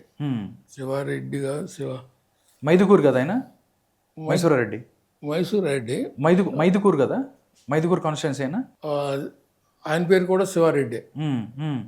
ఆయన పెట్టాడు రఫ్ క్యాండిడేట్. మాకు తెలుసు ఆయన గురించి విన్నాను, మనకి ఆయన పెట్టాడు అంతే. ఆయన పిక్ చేశాడంటే డెఫినెట్గా గెలిచే వాళ్ళని పెడతాడు ఆయన. అది ఆయన చేసుకోవాలి, గెలిపిస్తాం అనేది ఆయన చూడాలి, మనం ఏం చూస్తాం. ఎందుకంటే మైసూర్ రెడ్డి ఎప్పుడైనా ఆయన థ్రెట్టే. అసలు పడదండి ఇద్దరికి, అసలు మామూలు కాదు. ఎప్పుడు ఆయనకి ఎక్స్ట్రానే ఉండేవాడు కదా, ఎదురే ఉండేవాడు. అసలు ఈయన ఎదగని ఇవ్వడానికి మీ కాంగ్రెస్లో కారణం కూడా ఆయన చెప్తుంటాడు. హైకమాండ్కి అనుకూలంగా ఉండి ఇక్కడి నుంచి అని తీసుకెళ్ళి రాజశేఖర రెడ్డి ఇది చేస్తున్నాడు అది చేస్తున్నాడు అని అంటే. ఇప్పుడు రాజకీయం అనేది వట్టిగా మామూలుగా మనం ఏదో చేసుకుంటామో తెలిస్తే వచ్చేది ఏం కాదు. ఇంత శ్రమ పడితే ఆ రోజున కనీ ఎరగని రిజల్ట్ వచ్చింది. అసలు 94 సూపర్ గెలిచారు, 86.5% వచ్చింది. అసలు కాంగ్రెస్ కనపడి కూడా కనపడలా, లేదు ప్రతిపక్ష హోదా కూడా లేదు కదా. లేదు లేదు లేదు వాళ్ళకేమో. రెండోది ఏంటంటే ఆయన ఆ ముస్లిం వాళ్ళకి 6-7 వచ్చినాయి, 25 వచ్చినాయి, అంతే. మీద అన్నీ మాయే మొత్తం అయ్యాయి. అంటే ఈయనకి 11 మందిని నిలబెట్టాడు, అన్ని గెలిచారండి. అందులో పాల్కొండ రాయుడిది నాకు అప్పటి నుంచే డౌటే ఉంది, ఇది పోద్దని. ఇది పోతుంది. ఇది రాయచోటి. ఎందుకంటే నేను వెళ్ళాను అక్కడికి, ఈయన అంత ఇది లేదు. నేను అడుగుదాం అనుకున్నా కానీ సరే ఎందుకులే, ఆయన ఇచ్చాడు మనం ఏదో అతను గెలవడు ఇతను గెలిచాడంటే అతను మనం ఏదో చేసినట్టే మామూలు. మళ్ళీ ఇది చేస్తే నేను చెప్తే గెలిచేవాడు అంటాడని మొత్తం ఆయన మీద బానిచ్చారు ఇంకా, అంతే. తర్వాత ఒక 20 ఓట్లో 25 ఓట్లో కాన్స్టిట్యూన్సీ పోయింది, అంతే. మిగతా అన్ని గెలిచారు. కొట్టుడు అత్యధికంగా. అవును, 96 పాయింట్ అంటే గ్రేట్ కదా. 86.5 ఓకే ఎమ్మెల్యేస్. ఓకే. అంటే నేను చెప్పేది ఏంటి, ఊరిని ఒట్టిగా వీళ్ళందరూ ప్రెసిడెంట్లు పంపారు వీళ్ళని పంపారని కాదు. మీకు ఇంకోటి కూడా మామూలుగా సర్ప్రైజ్ న్యూస్ ఒకటి చెప్తాను. ఇప్పుడు కళా వెంకట్రావు ఉన్నాడు. అవును, శ్రీకాకుళం. ఆయన అంటే పెద్ద ఆయనకి మహాప్రేమ. కళా వెంకట్రావు అంటే హ్యాండ్సమ్ బాయ్ అంటాడు. కళా వెంకట్రావు కనబడితే డెఫినెట్గా మినిస్టర్ క్యాండిడేట్. నేను అక్కడికి వెళ్ళి ఆ కాన్స్టిట్యున్సీకి వెళ్ళాను. కాన్స్టిట్యున్సీకి వెళ్తే ఇతను ఓడిపోతున్నాడు అనేది వచ్చింది. కళా వెంకట్రావు. దానికి కారణం కూడా చెప్పారు, తెలుసుకున్నాను. ఏంటంటే అక్కడ రాజశేఖర్ అని ఒక ఆయన ఉన్నాడు, కాంగ్రెస్ అతను. ఆయన ఇది మామూలుగా కోఆపరేటివ్ సొసైటీ కదా, కోఆపరేటివ్ బ్యాంక్ ప్రెసిడెంట్ ఆ జిల్లాకి. అదే సేమ్ కాన్స్టిట్యున్సీ. కళా వెంకట్రావు ఆయన వేసాడండి, కొన్ని వేల మందికి డబ్బులు ఇచ్చేసాడు బ్యాంక్ ద్వారా, బ్యాంక్ లోన్స్. బ్రహ్మాండంగా అతను మంచి పేరు వస్తుంది. అడుగు నేను పెద్ద ఆయనతో చెప్పా, ఇది ప్రాబ్లం ఉంది సార్ ఇది అని. ఏందన్న, అవతల ఆయన ఏమో డబ్బులు ఇచ్చేసాడు, బాగాను ముందే ఇచ్చేసాడు, వాళ్ళందరూ బాగున్నారు, ఇతను ఓడిపోతా అవకాశం ఉందంటున్నారు. ఆయన ఓడిపోతాం ఏంది నీకేం తెలుసు అన్నట్టు మాట్లాడాడు. లేదని చెప్పి కరెక్టే నేను చెప్తానని ఆయన కళా వెంకట్రావు చెప్పాను. నేను నార్మల్గా ఎవరికి చెప్పను నేను. అయితే క్యాండిడేట్ మారుస్తాం కానీ నువ్వు ఓడిపోతున్నావు జాగ్రత్తగా ఉండు, అదేం అటువంటి ఏం లేవు.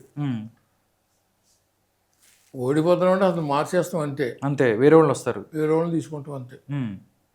కానీ ఈయన విషయం పెద్ద ఆయన ఇంట్రెస్ట్. కళా వెంకట్రావు చెప్పాను నేను, ఇట్లా ఇది పోతుంది బాబు అని చెప్తే, లేదు వెంకటేశ్వరరావు గారు అంతా వచ్చింది అది అని. వాళ్ళ డిస్ట్రిక్ట్ ప్రెసిడెంట్ నుంచి రిపోర్ట్స్ మాత్రం బ్రహ్మాండంగా ఇంత వస్తుంది ఇంతాడు అంతాడు అంటే రాసుకొస్తారు. బట్ గ్రౌండ్ లెవెల్లో మాత్రం ఉండాలి. ఓడిపోయాడు. లేకపోతే ఫస్ట్ క్యాబినెట్ మినిస్టర్ ఆయనే. నిజంగా ఇవన్నీ కూడా చూసుకోవాలి నిజంగా. అంటే రియల్ రిపోర్ట్. ఇప్పుడు అడ్వైజర్ అంటే ఇలా జరుగుతుంది అని కూడా చూసుకోవాల్సి ఉంది. సరే, 94 ఎలక్షన్ తర్వాత మనం చూసుకున్నట్టయితే ఆగస్టు సంక్షోభం, చంద్రబాబు నాయుడు గారు ఆయన దగ్గర నుంచి ఎలా లాగేసుకున్నారు, వెన్నుపోటు పొడిచారు అని దాని విషయంలో లక్ష్మీ పార్వతి గారి మీద చాలా ఆ, నిందలు ఉన్నాయి. లక్ష్మీ పార్వతి ఇదంతా దీనంతటికి కారణం ఆవిడ వల్లే జరిగింది అని చెప్పి కూడా చాలామంది మాట్లాడుతూ నేను ఉంటారు. ఒక విషయం చెప్తే కొంచెం నా పరుగు పోతుంది అనుకోండి. సార్ కొన్ని విషయాలు చెప్పాలి సార్, ప్రజలకి మనం తెలియజేయాలి. అంటే లక్ష్మీ పార్వతి గారికి సంబంధించిన వల్ల ఇదంతా ఆవిడ వల్ల ఇదంతా జరిగింది అనేది ఒకటి ఉంది సార్. యాజ్ ఎన్టీఆర్కి ఒక క్లోజ్ అసోసియేట్గా, మీరు అడ్వైజర్గా, మీ అన్నీ చూసిన వాళ్ళగా నిజంగా ఏం జరిగింది ఏంటి అనేది ఇప్పటికి కూడా $1 మిలియన్ ప్రశ్న. ఎలక్షన్ వరకు ఆమె రోల్ అస్సలు లేదండి. ఆమె క్యాండిడేట్ని సెలక్షన్ కానీ ఇతర దాంట్లో అసలు ఆమె హ్యాండ్ ఏమీ లేదు అసలు. అది ఆమె చెప్పినా వినేవాళ్ళం కాదు, నేను కానీ పెద్ద ఆయన కానీ. ఒక్క క్యాండిడేట్లో మాత్రం నాకు అనుమానం ఉంది. అతను జొన్నా సూర్యనారాయణ అని కదిరి, అతనికి సీట్ వచ్చింది. యాక్చువల్గా ఆ సీట్ అనేది మేము ఒక ముస్లింకి ఇచ్చాం. ఎందుకంటే ఆ ఏరియాలో అందరికీ మామూలుగా ఒక సీట్ అన్న ఇవ్వాలి ముస్లిమ్స్కి. అవును, ఆ సీట్ అతనికి ఇచ్చాం. దాంతో ఏంటంటే ఆ సీట్ అనేది అతను మార్చి జొన్నా సూర్యనారాయణకి వచ్చింది. జొన్నా సూర్యనారాయణ మామూలుగా నా ఇంటికి కూడా వచ్చి సార్ ఇది అది ఏదో మామూలుగా దీనికి కూడా ప్రయత్నం చేశాడు. డబ్బులు ఏం మా నా రూమ్ కిటికీ తీస్తే ఆటోమేటిక్ దానిలో పేర్లు రాసి కట్టలు పడి అసలు కిటికీలు కూడా మూసేసేవాడు. ఏదో చూసాను, అవసరం లేదు ఇటువంటి వద్దు, చెప్తాను పెద్ద అంటే అలా మనం ఏది చెప్తే అది నడిచేది. అది ఏమి కూడా తెలుసు, అందేమి లేదు, ఆయన చెప్పింది వింటాడు రాజకీయంగా అనేది ఆమె కూడా తెలుసు. అదే కాదు, ఆమె మరీ ఎంత దూరం లేదంటే రేపు అధికారం వచ్చినప్పుడు కూడాను ఈయన మాట ఏంటాడు నా మాట ఏంటో అనేది కూడా ఒక అనుమానం ఏంటి అది అనుకుంది ఆవిడ. అది నిజమే, కరెక్టే. రేపు అధికారం వచ్చి నా మాట వినేవాడు, నాలెడ్జ్ ఏం డౌట్ లేదు అని అప్పుడు నువ్వు మంచివాడంటే మిమ్మల్ని ప్యాట్ చేసేవాడు, చెడ్డాడంటే వార్నింగ్ ఇచ్చేవాడు. ఇప్పుడు అంటే నా మీద ఆ నమ్మకం ఉంది ఆయనకి, అంతేగాని మామూలుగా నేను చెప్పిందల్లా ఆయన నమ్ముతాడని కాదు. ఎందుకంటే ఆయన సార్ ఇప్పుడు మీరు ఒక మాట చెప్పారంటే ఆయన గ్రౌండ్ లెవెల్లో చెక్ చేసుకొని ఉంటాడు, రియాలిటీ ఏంది, మీరు డేటా ఇస్తారు, డేటాతో మీరు చెప్పినప్పుడు డెఫినెట్గా నమ్మే పరిస్థితి. అది ఆ పరిస్థితి ఏమైందంటే చివరికి ఎలక్షన్ వరకు వచ్చింది. నేను డబ్బులు కూడా పంపించి నా చేత్తోనే పంచాను నేను చాలామంది, కొన్ని కోట్ల రూపాయలు. ఎందుకు బేకర్ సెక్షన్ వీళ్ళు ఉంటారు కదా, పెట్టుకోలేని వాళ్ళు ఉంటారు కదా, వాళ్ళందరికీ ఎమ్మెల్యేలు డెఫినెట్గా పార్టీ చూసుకోవాల్సిన పరిస్థితి ఉంటుంది కదా. నేనే ఇచ్చేవాడిని, నేనే సెలెక్ట్ చేసేవాడిని, పలానాడికి ఇవ్వమంటే పలానాడికి ఇచ్చేవారు. కొంతకాలం ఆయన కొంతకాలం ఆయన ఇచ్చాడు, తర్వాత నేనే ఇచ్చేసాను అందరికి. అంత కాన్ఫిడెన్స్ ఉందా నా మీద, నేను కూడా అంతే కాన్ఫిడెంట్గా ఉండేవాడిని. అసలు ఈ మామూలుగా డబ్బులు కానీ ఇతరుగా అవంటే అసలు నాకు జోలికి వెళ్ళేవాడు కాదు. అవును, ఇప్పుడు యాక్చువల్గా నాకు 2 పిల్లలు. ఇప్పుడు మా బాబు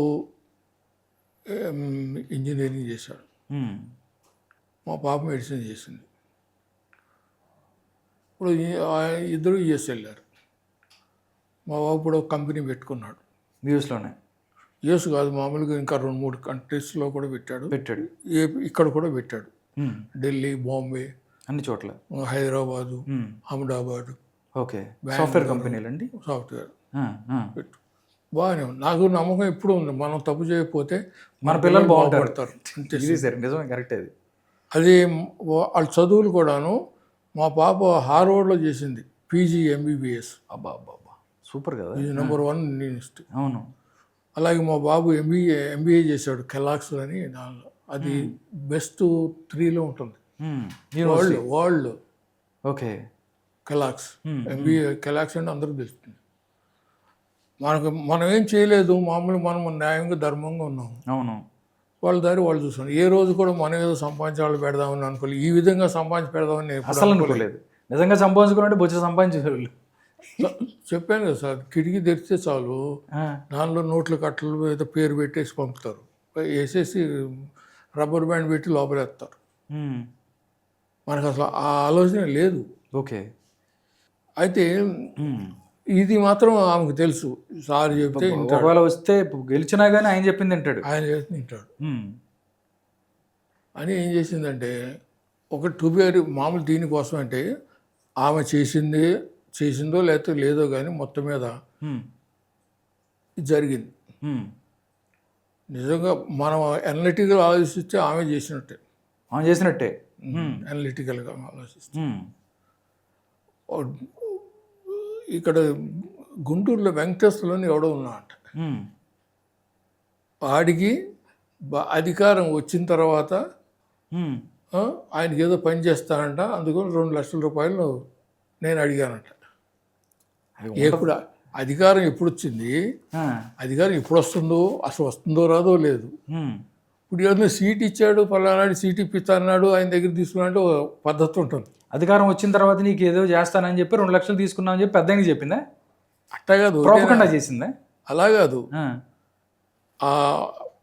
అతను మామూలుగా నాకు ఇచ్చాడని, ఆయన ఒకడే కాకుండా మామూలుగా ఇంకా 3 తీసుకొచ్చింది, ఇంకా 3 కలిశారు.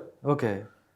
ఒక ఐపీఎస్ ఆఫీసర్, ఒక ఇంకో ఆయన పార్టీలో కొంచెం అది ఎన్టీఆర్ హెగ్నెస్ట్ గ్రూప్ వాళ్ళు, అలా ఓ 4 పోయి కిచెన్లో పెట్టి మీటింగ్ పెట్టారు.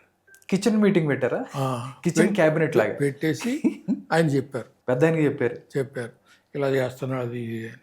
అసలు చంద్రబాబు నాయుడు గారిని ఆవిడ 30 చెరువులు నీళ్లు తాగించింది సార్, మీరంతా. ఇప్పుడు సరే మీరు చెప్పింది కరెక్టే, చెప్పింది. నాకు తర్వాత ఏంటంటే నాకు చూసాక తెలిసింది ఎవరు ఇట్లా చెప్పారని.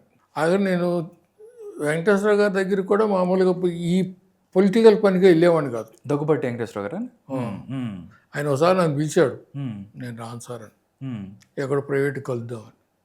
మీకు ప్రైవేట్ ఏంటండి, మీరు ఏది చెప్పండి ఆటోమేటిక్గా ఆయన ముందు పెడతాను, దీనికోసం మనం మాట్లాడు, మళ్ళీ ప్రైవేట్గా ఇంకో చోట మిమ్మల్ని కలిసి వేస్ట్ కదా అంటే ఆయన వీళ్ళు చెప్పారు. చెప్పినట్టు నాకు తెలిసింది. తెలిస్తే నేను అప్పుడు మన పట్టాల రవిని రమ్మన్నా. పట్టాల రవి దగ్గర చెప్పా ఇట్లా ఏంది చూడని, ఎందుకంటే పట్టాల రవిని తీసుకొచ్చింది నేనే అసలు. అవునా? లేకపోతే హైదరాబాద్ తెలియదు అసలు ఆయనకి. ఆయన అక్కడి నుంచి తీసుకొచ్చారు మీరు? నేనే తీసుకొచ్చాను, అనంతపురం నుంచి. ఓకే. దానికి వేరే స్టోరీ ఉంది. నా పెద్ద ఆయన ఒకసారి క్యాన్వాస్ కోసం వెళ్తే అక్కడ బిల్డింగ్ మీద నుంచి కాల్చారు, పేల్చారు, ఫైర్ చేశారు. ఓకే. ఎక్కడ? అనంతపురం అండి? అనంతపురం పెనుగొండ. పెనుగొండలో. ఓకే. ఈయన భయపెట్టాలని ఈయన సభని చెడగొట్టాలని తీసుకొచ్చి అట్లాగే వెనక్కి వచ్చేసాడు, ముందుకు వెళ్ళకుండా ఆయన ఎన్టీఆర్. అప్పుడు నేను చెప్పాను ఇట్లా కాదులే అని చెప్పి. ఒక క్యాండిడేట్ ఉన్నాడు అప్పుడు నాకు తెలుసు అతను ఉన్నాడు, కానీ టైం కాదు, చూద్దాంలే అవకాశం ఉన్నప్పుడు. రవి మీ దృష్టిలో ఉన్నాడు అప్పుడు కూడా? ఉన్నాడు. అయితే అప్పుడు ఎప్పుడైతే ఆ ఫైర్ చేశారు వెనక్కి వచ్చాడో అప్పుడు ఈయన తీసుకొచ్చి. సరే, ఈ ఫైర్కి చేసింది మొత్తం ఈ గంగుల బ్యాచా లేకపోతే? గంగుల బ్యాచ్ కాదు, మోహన్ రెడ్డి, ఎస్వి మోహన్ రెడ్డి. ఎస్వి మోహన్ రెడ్డి గారు, రమణారెడ్డి, మోహన్ రెడ్డి ఎమ్మెల్యేనండి. Okay okay. Chenna Venkata Ramana Reddy. Correct. అవును, ఈ బ్యాచ్. ఓకే, వీళ్ళందరూ ఉన్నారులేండి. ఓబుల్ రెడ్డి వాళ్ళ అన్న. Correct. Obul Reddy gang, Obul Reddy batch. అవునండి. అది సార్ చేసినప్పుడు ఈయన తీసుకొచ్చారనమాట. ఈయన ఏమో కుర్రాడు, ఏంటయ్యా సరిగ్గా అట్లా అంత స్వతంత్రంగా ఉండేది ఆయన. సార్ అంట, సార్ అంట ఉండేవాడు. తీసుకొచ్చి అతనికి ఈ ఎలక్షన్ అవ్వకముందే మినిస్టర్గా డిక్లేర్ చేయించాను పెద్ద ఆయన. ఎలక్షన్ కూడా అసలు అవ్వలేదు, అసలు ఫస్ట్ ఇంకా పోటీ కూడా చేయలేదు. అవలా ఆయన మినిస్టర్ ఇవ్వండి అని చెప్పి. ఎందుకంటే ఇప్పుడు ఆయన పోయి కొంచెం రేషనల్ మనిషి కదా, వాళ్ళకి వీళ్ళకి తగాదాలు పడతాడు, ఎందుకు అనవసరంగా ఆయన చెప్పండి, నువ్వు నా మినిస్ట్రీలో ఉంటావు, కొంచెం జాగ్రత్తగా ఉండని చెప్పి ఆ విషయం నేను ఆయన చెప్తే ఆయన అయ్యే మాటలు రవికి చెప్పాడు. ఓకే, రవికి చెప్పాడు, నువ్వు నా క్యాబినెట్లో నెక్స్ట్ మినిస్టర్ రవి, కొంచెం జాగ్రత్తగా ఉండు రవి. అట్లా చెప్పమని చెప్పాను, అటే చెప్పాడు. అయితే రవికి నేను చెప్పాను, నేను చూడు తెలుసుకో అన్నా. అసలు రవి ఏంటి అక్కడ ఏంటి అనేది. నేనైతే రవి అప్పుడు పార్టీ అతను అందులో కూడా ఇతను కూడా వెళ్ళా అంటే అతను కూడా ఎవరో కొత్త ఆ గ్రూప్లో చెప్పారు. అవునండి, నక్సలైట్ ఏదో ఏదో ఉంటుంది వాళ్ళది ఒక దాంట్లో ఉన్నాడా? అవన్నీ ఏమీ లేదు. నార్మల్గా ఆయన నార్మల్గా దీంట్లోనే ఉన్నాడు. లేదు, అబ్స్కాండింగ్ అడవుల్లో ఉండేవాడు. అడవుల్లో ఉండేవాడు, అదే కనపడకుండా ఎక్కడో ఉండేవాడు అతను. ఆ అడవుల్లోంచి తీసుకొచ్చాను నేను. మీరు వెళ్ళి తీసుకొచ్చారు? పడేంటి నేను పలానా చాట ఉంటాను రమ్మని చెప్పాడు. నేనే చెప్పా. ఆయన వచ్చి కలిశాడండి? కలిశాడు. రవి వచ్చి కలిశాడు. ఓకే. కలిసింది ఆయన తీసుకెళ్ళి మా ఇంటికి వచ్చాడు. తీసుకెళ్ళి పెద్ద ఆయన పని చేసి ఇతను అవసరం మనకి, లేకపోతే కష్టం అవుతుంది జిల్లా అని. జిల్లా కష్టం అవుతుంది, ఇతను అవసరం మాకని. నాకు అది ఇదేదో మాట్లాడాడు. ఏం అవసరం లేదు, అయిన వదిలిపారేది అన్ని మొత్తం. ఫైర్ చేసినప్పుడు ఎవడొచ్చాడు మీ దగ్గర మన దగ్గరికి? ఏమన్నాడు? ఇలాంటి వాళ్ళని పెట్టుకుంటే మనకి ఇబ్బంది అవుద్ది అన్నాడా? అన్నాడా? అన్నాడు. అటు మరి అప్పుడు కాల్చినప్పుడు ఎవరు వచ్చారు మీ దగ్గరికి? కాల్చినప్పుడు ఆయన అక్కడికి జిల్లాలోకి రానియకుండా బెదిరించాలని కాంగ్రెస్ వాళ్ళ ప్రయత్నం అండి. అంటే ఎన్టీ రామారావునే మేము పంపించాం, మిగతా వాళ్ళు ఎంత అనేది వాళ్ళ కాన్సెప్ట్. అవును, అదే అప్పుడు చేస్తే ఆయన ఏమో తీసుకో. ఇక ఆయన తెలుసు కదా బాగా, ఒకసారి అతను అవసరం ఇది అని నేను చెప్పాను. చెప్తే ఆయన ఏం చేస్తే కౌలించుకుని నా తమ్ముడు నా బిడ్డ ఆరో కొడుకు ఏదో ఉంటుంది కదా. రవినా? రవికి పిచ్చెక్కిపోయి ఉంటుంది. పిచ్చెక్కిపోయి కాళ్ళ మీద పడిపోయాడు. కానీ రవి పిక్ వండర్ఫుల్ కదా అక్కడ. అసలు వాట్ ఏ స్ట్రాటజీ అంటే, రవి ఒకడు ఉన్నాడు ఆ పార్టీకి ఉపయోగపడతాడు అనేది అంతకుముందు పెద్ద ఆయనకి తెలియదా? అసలు రవి ఎవరో తెలియదు ఆయనకి. నేను పలానా ఇట్లా ఉంటాడని నేను చెప్పాను. ఇప్పుడు అవన్నీ కూడా ఏంటంటే, మనం ఒక పని మీద ఉన్నామంటే ఎలాగూ, అంతేగాని మామూలుగా బయటికి వెళ్ళి రోడ్డు మీదకి వెళ్ళి మన పార్టీ ఎట్టా ఉంది, నీ పార్టీ ఎట్టా ఉందని తెలుసుకుని దానివల్ల స్ట్రాటజీ చేయాలి కదా. ఇప్పుడు దానికి it is a project, research project. అలా చేసాం. ఓకే. కమింగ్ టు ద ఈవిడ మన మేడం గారు, దాని తర్వాత ఏమైందండి? అడిగారా పెద్ద ఆయన ఏంటి వెంకటేశ్వర గారు ఏంటి? పెద్ద ఆయన అడగల. నా మీద ఏదో డబ్బులు తీసుకున్నామని మీకు కంప్లైంట్ చేశారంట. అడిగారా డైరెక్ట్గా? ఆమెను అడిగారా? ఆమెను కాదు, ఆయన్ని అడిగి. నాకు అసలు ఆమెతో మీకు మనం డైరెక్ట్గా పెద్ద ఆయన్నే ఏం సంగతి అని. ఇంటే ఇట్లాగే మామూలుగా ఆయన నీ మీద ఎందుకు వస్తుంది అన్నాడు. మరి మాట్లాడేది నువ్వు మీరు నేనే కదా, నా మీద రాకుండా ఎలా పుల్ల మీద వస్తాయా? అంతే కదా.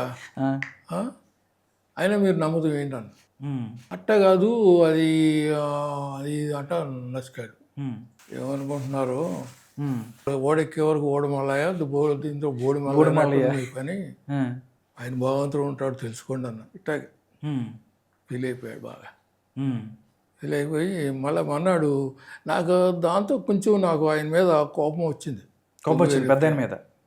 లేకపోతే పెద్ద ఆయన ఎదురుండ పట్టుకుని ఓడెక్కే వరకు ఓడి మల్లయ్య, దీంతో బోడి మల్లయ్య అసలు అనే దమ్ము అసలు ఎవరికన్నా ఉందా అసలు? ఆయన దగ్గరికి వెళ్ళి మాట్లాడేది. అవును మళ్ళీ అని మరి అన్నానంటే మరి బాధ ఉండే బట్టే కదా. అది కాదు, అది అంటే మర్చిపోతున్నారు, పైన మీరే భగవంతుడు అనుకుంటున్నారేమో, మీ పైన ఇంకో ఆయన ఉన్నారు జాగ్రత్త అండి అని. అట్ట అనుకోమా అంటారు. చాలే తెలుసులే అన్న. మర్నాడే పిలిచాడు. మళ్ళీ తర్వాత రోజే పిలిచి ఇలా వైజాగ్కి వెళ్తున్నాము మన్నాడు కాదు, కొద్ది రోజుల తర్వాత కూడా మామూలుగా వెళ్ళి కలిసేవాళ్ళం వచ్చేవాళ్ళు. అదేం లేదు. ఇట్లా అన్నాడని కూడా ఆయన దులిపేసుకున్నాడు. ఏం ఫీల్ అవ్వలేదు. కానీ ఆ తర్వాత నాకు కొంత ఇది అనిపించింది. ఇప్పుడు నేను ఎంత నిజాయితీగా నిష్టగా ఉన్నాననేది నాకు తెలుసు. అవును, నిజాయితీగా ఉన్న వాళ్ళకి అది ఉంటుందండి, అది ఉంటుంది నార్మల్గానే. అంటే ఏం చేయనప్పుడు మాట వచ్చినప్పుడు చాలా బాధగా తీసుకుంటారు, చాలా ఖచ్చితంగా ఉంటారు. అయితే అప్పుడు రమ్మనేవాడు, నాకు అర్థం. అదే రోజు నేనైతే ఉండేస్తే యాజ్ ఇట్ ఈజ్ ఇటువంటి ఏమి రాకుండా ఉంటే వైజాగ్లోనే 2-3 మినిస్టర్ని డిస్మిస్ చేసేవాడు కూడా. చెప్పేవాడిని ఎందుకు చేయాలనేది కూడా చెప్పేవాడిని. తప్పు చేశారండి, తప్పు చేసేవాళ్ళ అంటే గ్రౌండ్ లెవెల్లో వీళ్ళే. ఇప్పుడు ఒకటండి, మనం ఒక పార్టీ ఒక మనుషులు ఉంటారు, మనం ఎప్పుడు కూడా కిందాలను కొట్టకూడదు, పైగాలను కొట్టాలి. ఆటోమేటిక్ కిందాళ్ళు వణికిపోతారు, సెటరేట్ అవుతారు. ఇప్పుడు కాళ్ళను కొడితే ఏమొస్తుంది, తలని కొడితే అవుతుంది. అప్పుడు నాకు ఐడియా వచ్చింది. చెబుదామని. ఓ 4 మినిస్టర్ని 3 మినిస్టర్ని తీసేయండి అని. ఆ రోజు అదే స్టేచర్ నా దగ్గర నాకు ఉండటైతే ఉమ్, ఆ రోజుని తీయమని చెప్పేవాడిని, తీసేవాడు కూడా. ఉమ్, సస్పెండ్ చేసి బర్తరఫ్ చేసేయండి అన్న. ఉమ్, ఏముంది, ఏముండేది కాదు. ఇప్పుడు 253 మంది ఎమ్మెల్యేలు 2-3 పోతే ఎవడు అవును పెట్టుకుంటాడు? మొత్తం అసలు ఎనానమస్గా ఉన్నారు కదా టీడీపీ ఎమ్మెల్యేలు అంటే. అవును. ఎవడు పెట్టుకుంటాడు? ఉమ్, అవును. అప్పుడు క్యాబినెట్ మినిస్టర్లు అవన్నీ ఇంకోటి అవన్నీ తీసేయమని అదే నాకు ముందు ఉండటైతే ఉన్నంత ఆయన మీద ఇంట్రెస్ట్ నాకుంటే ఉమ్, తీసేసేవాడు. అవును. తీస్తే ఇంకేముంది అసలు, ఆయన ఇవాళ కూడా బతికేవాడేమో. హ్యాపీగా 100 ఏళ్ళు అయిపోయి తర్వాత పోయేవాడు కానీ. ఆ, వయసు అదే. అంటే సార్ వీళ్ళిద్దరికి ఎక్కడ చెడింది? చంద్రబాబు నాయుడు గారికి, పెద్ద ఆయనకి ఎక్కడ చెడిగింది? ఎక్కడ ప్రాబ్లం అయింది? దాంట్లో పాటు రామోజీరావు గారు, ఎందుకంటే మీది కూడా రామోజీరావు గారు ఊరే, పెద్దపారుపూడి. అక్కడ ఎక్కడ చెడింది? దీంట్లో రామోజీరావు గారి హస్తం కూడా ఉంది ఆయన దించడంలో కూడా చాలా మంది మాట్లాడుతున్నారు. లోకల్ బాడీ ఎలక్షన్స్ కి సంబంధించి లక్ష్మీ పార్వతి మొత్తం అంతా లిస్టు తీసుకొచ్చి ఇచ్చింది. మొత్తం కష్టపడి పార్టీని తీసుకొచ్చిన వాళ్ళందరినీ పక్కన పెట్టేసి ఆవిడే మాట విన్నాడు, ఆవిడ చెప్పిన వాళ్ళకి లిస్టులు ఇచ్చారు చెప్తూ అనేది